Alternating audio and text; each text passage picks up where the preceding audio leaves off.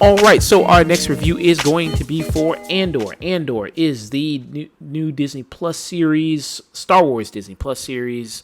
It just ended its first season.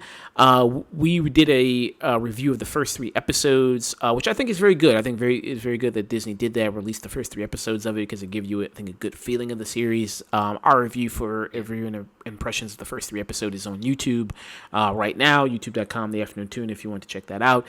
We did that. So this was a 12-episode season, and focusing around the character of Cassian Andor. Cassian Andor is the character from Rogue One, and that movie, which I've warmed up to a little bit more the more times I've seen it. At first, I was kind of like, I wasn't really big on it, but the more times I've kind of seen it, I was like, this is not so bad. This is pretty good. What about for you? What are your feelings on Rogue One?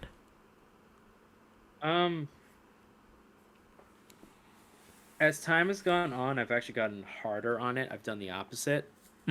Now, watching an Andor TV series, I go, yeah, you can really tell where a vision should have been for that movie and who the original creative energy was and what kind of happened. And actually, it's an okay movie, but it's really interesting that now, thanks to this to the show, Cassian Andor is a much more interesting character than Jyn Erso. Far more fascinating and much more interesting. It's a shame that movie. It's a weird way to say. I'm actually sad that Rogue One came out now because I would have liked to have seen it come out after this.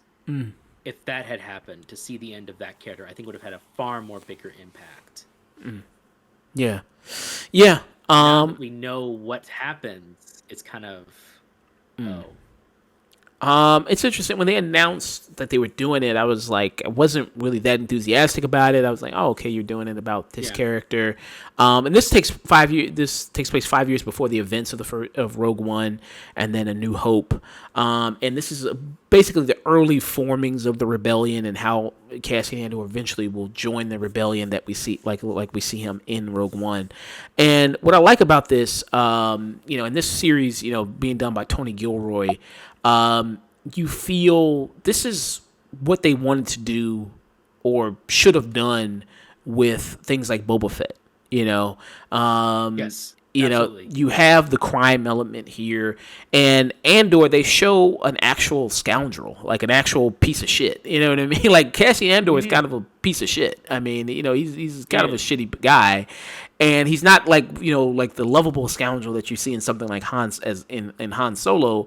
No, this guy, he lies to people, he cheats, he steals. He's very distrusting of everybody he meets. He's all in survival mode. He has a hell of a quick draw. Yeah, you know what I mean. He will pull that trigger. I mean, you saw it in I think it was the first episode even, where like some guys, some Imperial guys spot him.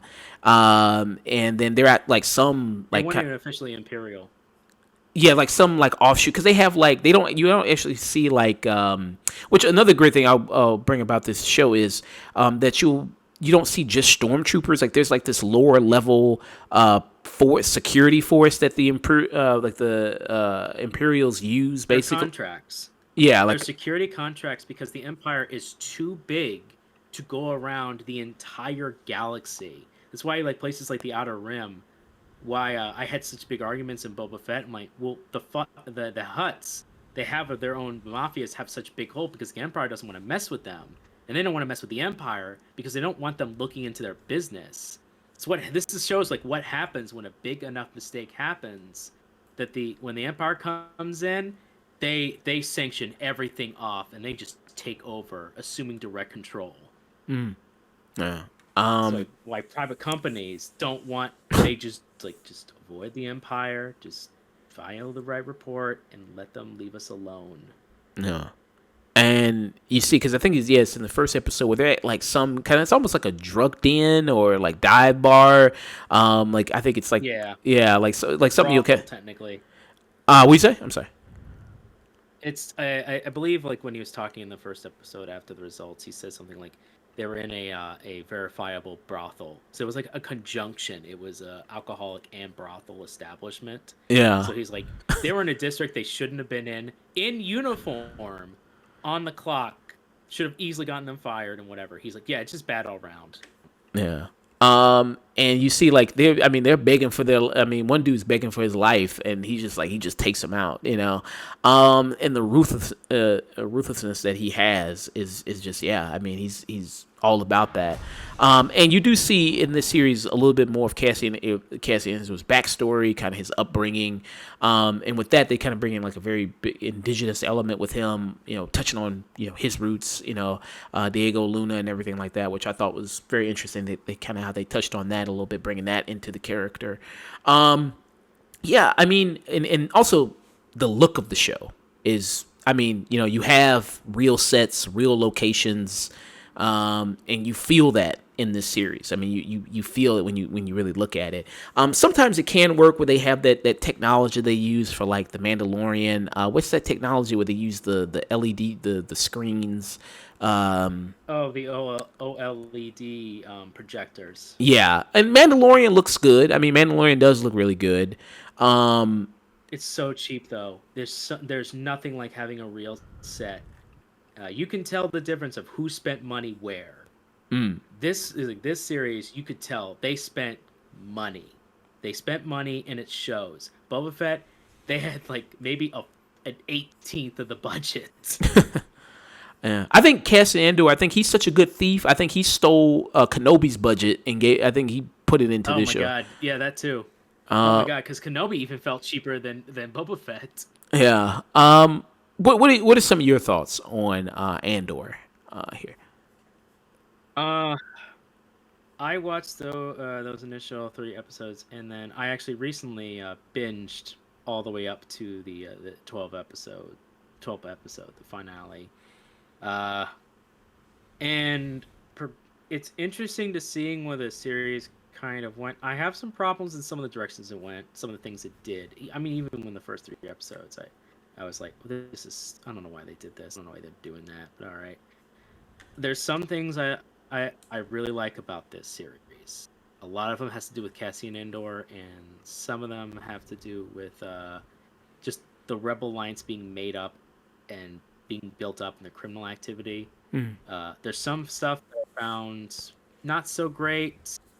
There's a bit of a pacing issues on certain episodes. If some of them feel a little longer than they need to, or a little bloated in what they're showing. And then there's just some stuff I just found straight boring. Honestly, there were just some aspects I was like, okay, all right, Was it get any back of the to Mom action. Mothra stuff? Yes, everything related to Mon Mothma basically bored me. So you have Mom Mothra's in this. So you have some characters in this, and Tony Gilroy is a big guy who's about like he said, I'm all about the future. I'm not trying to do a whole bunch of Easter eggs and cameos and everything like that. It makes sense for Mom Which I Mothra to appreciate. yeah, I very much appreciate that because I think that is something Star Wars needs less of. It needs less cameos, Yes, Easter it eggs, needs references, all that stuff. it needs more world building. It needs better character integration from the extended universe. Better integration into this setting, and less cameos, more just people feeling naturally in the environment they should be in. Yeah, and I absolutely, so I love that statement for Tony Gilroy.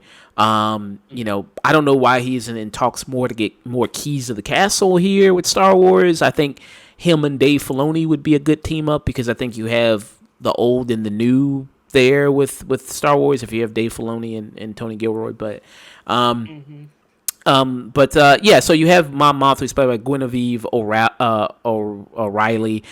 She first appeared as Mom Mothra in Revenge of the Sith. Then she came back for the film in Rogue One, and she looks spot on from the original actress who played Mom Mothra in the original Star Wars movies. I mean, it's pretty spot I on. will say 100%. I will say 100%. She was not only in Revenge of the Sith, she was a deleted scene in Revenge of the Sith that they cut out, but she is there having a meeting with or Senator Organa and all that aspect. And she was in Rogue One, but she is absolutely stunning. I'll say this about the actress: she is absolutely gorgeous, Yes. and even for her age, she is just absolutely stunning. Is the word I would use. Every feature, whoever is the costume designer for Coruscant and the other characters, fantastic job. They captured every ounce of the elegance and the architecture, and it's just they did a great job on that aspect. Yeah. Um, what I like some about the Mon Mothra stuff is, and with the series in general, and this touches on what the series does great for me in general, is it shows how fascism and that ideology works on kind of a more kind of fundamental level, and you see it with her daughter. You see it, in the society that she's in, in Coruscant, which is the kind of the very, I guess it's compared to like upstate New York, you know what I mean, or something like that. A very high, kind of rich element in this Star Wars universe here, and you kind of how see it, kind of how it works there, and also the kind of how banal it can be. Like you see kind of the Empire and Darth Vader and you know what I mean, the ships and them blowing up planets and everything like that. You see this kind of big overt, example of that in the movies, but then in the show you also see kind of just the everyday mundane, how it is, kind of life, which is always something I kind of wanted to see. And you see that through the security forces too, you know what I mean, just implementing these rules, Oh yeah, having these lower level people, enforce it on the citizens.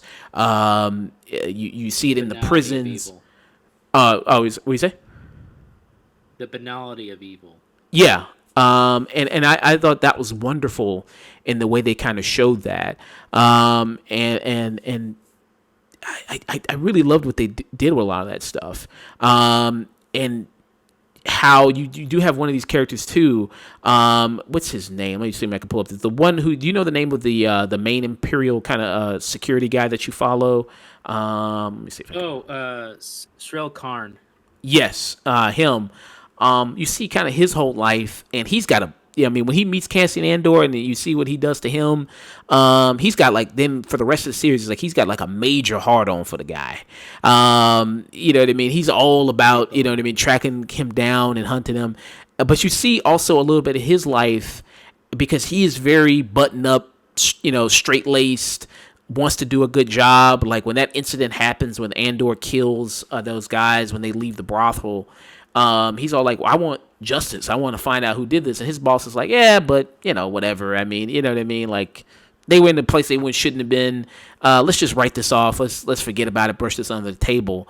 And you kind of see, it's not just he's like just a sniveling little villain. Like you get to see his daily life, like stuff with his mother, how his relationship is, and all that stuff plays into it, which makes it kind of very interesting. You see kind of one of his superiors in this movie, like his supervisor, who's played by Denise Go here, who plays Deidre Muro, who's like the supervisor. You see kind of, again, it's kind of a similar kind of position here, her being a woman in this kind of force, and a little bit of her trying to really prove herself. What were kind of some of your In thoughts? doing so, she ends up being the. Yeah, go ahead. Oh no, I was going to pass it to you. I mean, what do you think about kind of all those elements of showing that in the show? I thought this show should really be titled not Andor, but just Star Wars, like the appropriate Star Wars Rebels or Star Wars, the before as like a Empire or something. A lot of the most fascinating aspects is just seeing the inner workings of the Empire being put on screen. A lot of things that I've known quite a bit from, I guess, from the books I've read and things I've seen and people talking about the Star Wars universe. It's wonderful to see the microcosm that these little bits have. Mira, that she is this came from the enforcer background, which was what her high commander is saying. You were brought in. You're the new guns. You're people who grew up as enforcers.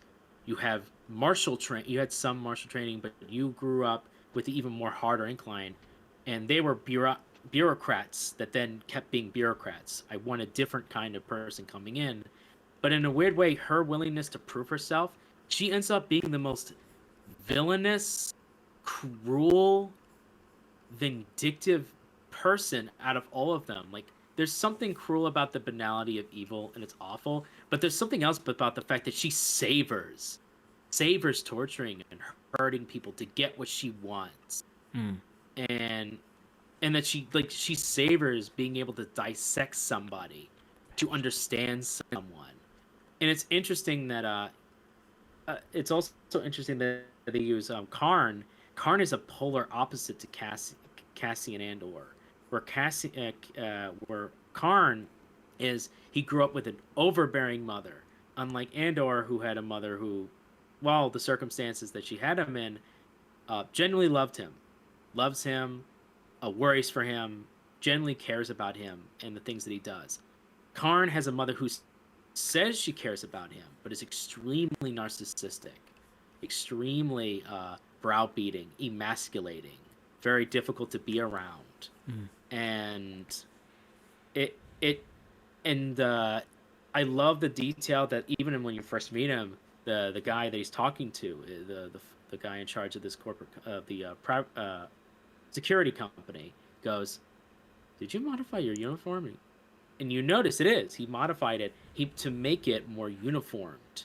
Add latches, add little details. He tailors his own uniform so that it fit tighter. It had more regality. It had more, not necessarily imposing, but more authoritative form.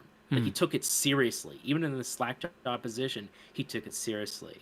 His mother shoots him down at one point for, like, "You're wearing the high collar." He's like, "I custom made it myself." You know what that says? That says, "Don't talk to me.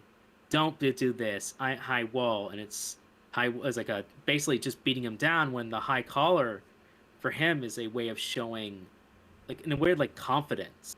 Mm. It's showing regality. And it's interesting to see that the other people in his life constantly push down, except for one character who completely gets him, but in a more childish way. And that's with my favorite Scottish guy. I forget the actor who plays it, but he's fantastic. Mm. It's like he's his buddy. He understands him. They have a great rapport between each other, where he's a bit more soft-spoken, but the other guy gets him on the, like, you want respect, you want to be treated, you want justice. I get that. And they have, like, a kindred spirit between them. And it's interesting to see the difference between why he has such a hatred of Is it Tim Andor, Carlo? because after that incident. Yeah, Tim Carlo. He's this Scottish guy. He's fantastic. And it's interesting to see that juxtaposition between Karn, he's barely in the first season after a certain point, which is fine. But whenever we touch base with him, it's always tragic to see him, because after that incident, he was so emasculated and his pride so hurt. Mm. He's such a gung-ho person. He's someone who has such passion for the things that he believes in. He actually would have made a really good rebel. But he wants to conform so badly that he wants to work within the system, that he's just being played by the system, even if he doesn't realize it. Mm. Yeah. I mean, he shows different layers. Yeah, I mean, he's Captain Bootlicker. I mean, for sure. He really is. And showing that extreme ideology of kind of one way or the other way, that you kind of see here.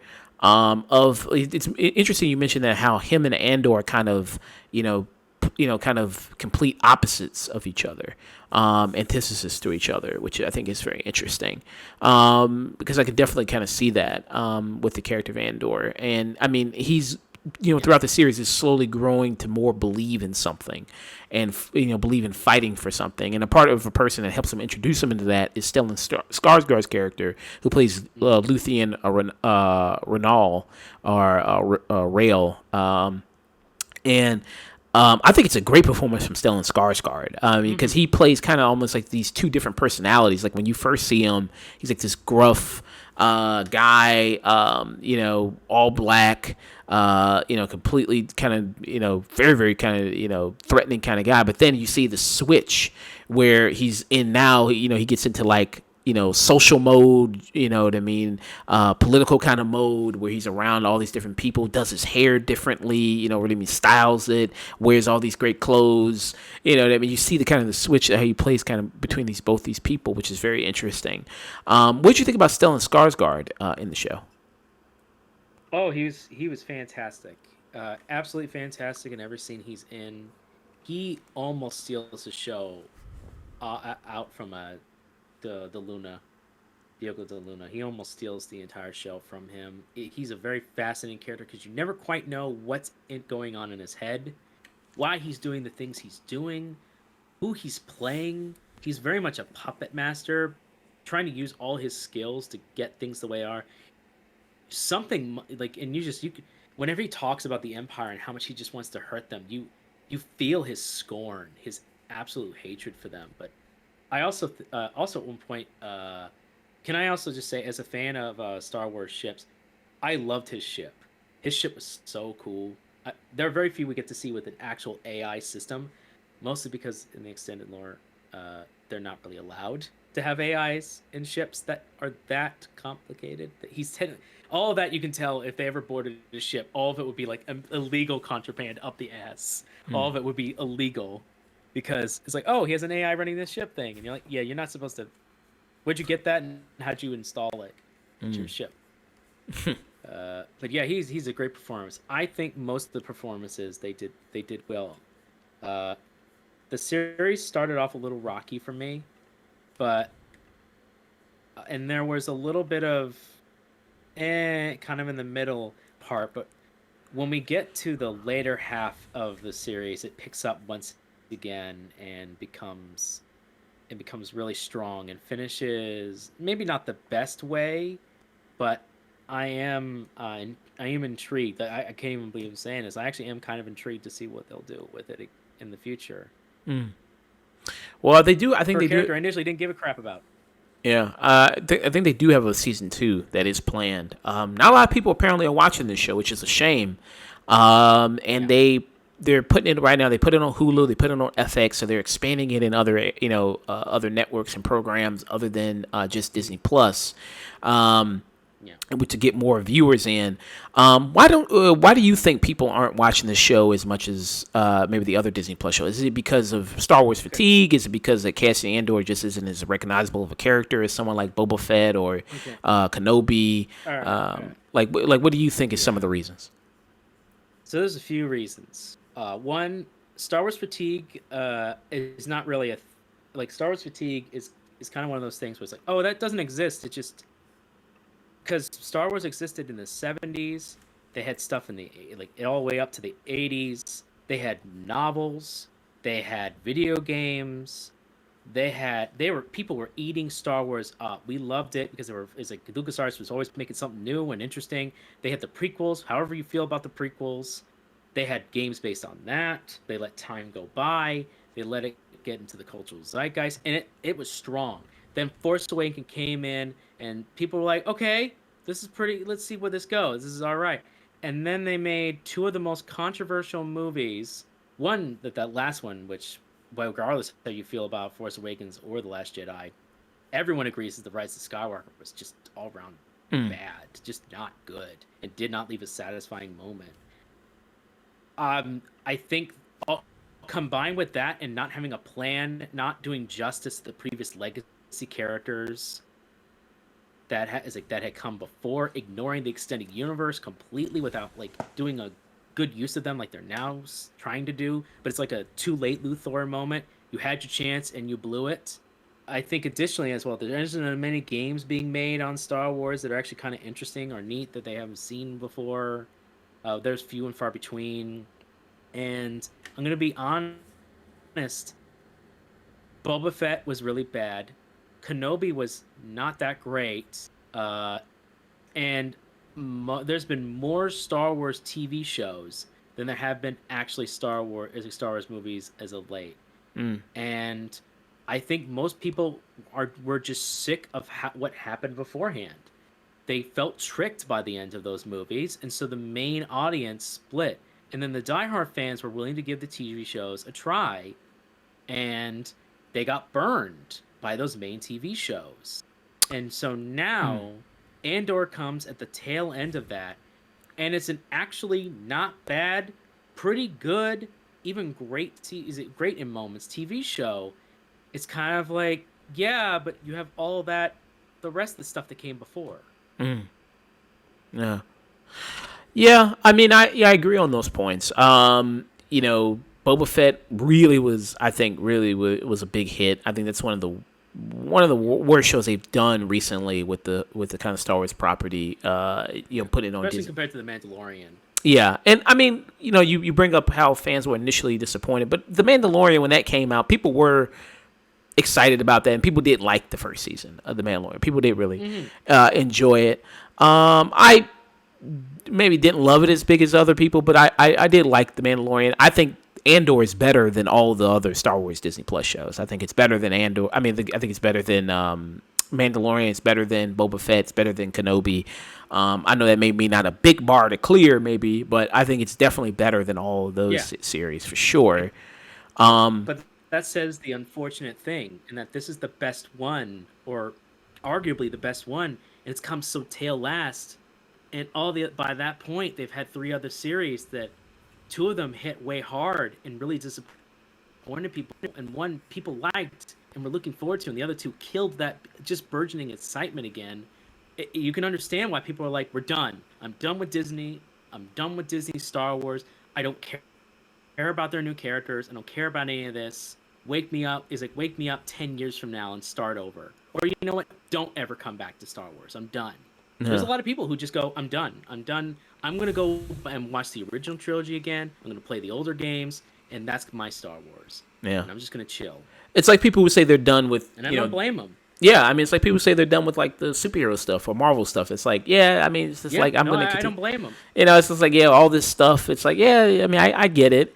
I think that this is... After Endgame, a lot of people just were, like, done. So I don't blame them, But I do think this is a very strong series. I do think that Andor is the best thing Disney has done with Star Wars since they've taken over. And I'm not a big, hater of Disney Star Wars stuff like that. Like, for the most part, I've generally liked most of the stuff they've done. Like, I like The Force Awakens. I'm a Last Jedi lover. I really like The Last Jedi. Like I said, I mentioned Rogue One. I've warmed up to that movie a little bit more. I don't like Solo. I don't like Rise of Skywalker, but so their record for me with the movies is like 3 out of 2. With this series, wasn't a really big fan of Boba Fett. I did not like that. The Kenobi series, I was like, okay, it's just okay. I thought there was some really good things about it, but I think ultimately it was like, it just wasn't all that. Mandalorian. It's good. I mean, I think it does lean heavy into a lot of the Star Wars stuff with the cameos and kind of Easter egg stuff, and a lot of that kind of stuff kind of going on there. So with this one, it has the stuff that you kind of want for more of an adult Star Wars, and it's just that, I mean, I've seen so many people say like, okay, I want something different with the property, them to go in a different direction, and I think this does that. But then I heard people still complain like, well, why is Cassian Andor such a killer? Why is he such a bad guy? It's like, what the fuck do you people want? It's like this is what you asked for. This is what you asked for. It's like this is a scoundrel. This is a true rogue of a person. Like you know what I mean? Like I would have, everything Cassian Andor does is something I would have liked to have seen the actual Boba Fett do. Everything I wanted him to do was, yes, exactly. It's exactly. You don't take any crap. You just make a decision. Bam, you're dead. He just makes one quick decision. He's already made his decision based on your responses. He doesn't let you finish. He goes, bam, he's just done. That's exactly what you want out of a scoundrel and a character. I mean, Han Solo did the same dang thing. He just eventually grew like a heart later. He's the exception, not the rule, basically, for scoundrels. I just when I hear people say that, it's like this is what you wanted. I mean, they're giving you what you wanted. You wanted some more stuff about maybe the politics of it. You got that with the Mon Mothra stuff. Even though I'm not a huge fan of all the Mon Mothra stuff, I like that stuff. You know what I mean? I like it more of the that makes it kind of a little bit more interesting with that stuff. So it gets kind of I say they have to explore that side of the more high society political side with the Empire, with the Imperial force, everything like that. showing up here, showing Cassian Andor's backstory. I like that stuff, showing the kind of, this indigenous type of people here. I appreciate the stuff they do with Fiona Shaw, who shows up here. People remember she was Aunt Petunia in the Harry Potter series. I liked his relationship with Cassian Andor's relationship with her. He's kind of she's his adoptive mother here. I thought that was kind of a great relationship that they have. Also, the character of Adria Torres, who's in this, who plays, who's like a close. Biz. Oh yeah, go ahead. Bivs. Her name is Bix Callan. Is her name? Yeah. She's a mechanic and a allied to Andor here. I thought she was very good in it as well. And the way she, again, when he first shows up and he introduces, he comes back into her life. You already know that the look on her face portrays so much years of history of how much of a fuck up this guy's been. You know what I mean? And I thought how much she screwed him over. He screwed her over. Yeah, you know what I mean. Of like he's always telling people like, "Oh, I'll pay you back. Yeah, don't worry." I mean, he even gets confronted in the street by two people. It's like, "Hey, you said you giving me this money this time. You still haven't given this money." He's like, "Oh, just give me." You know what I mean? I'll gladly pay you today for a hamburger. Tuesday for a hamburger today. You know what I mean? So I really enjoy a lot of that stuff there that they kind of bring it in here. And Totally Gilroy, I like his vision for this Star Wars stuff. Again, even the look of the series, real sets, the real locations, all that stuff is very good and very well done. So I'm very big on this series. I mean, what were some of kind of did you have any big major faults with this series? Some of the pacing and some of the episodes were not as consistent, or could have removed a couple of moments to get quicker in the pacing for some scenes. It felt definitely like every 3 episodes was like a new arc, a new little mini chapter. If this was like one long movie, there were little arcs in between the adventures of Cassian Andor and Mon Mothma and Cyril Karn. Mm-hmm. Honestly, you could just kind of clump them together. The biggest issues I have are probably actually with the Mon Mothma. I like some of the Mon Mothma scenes.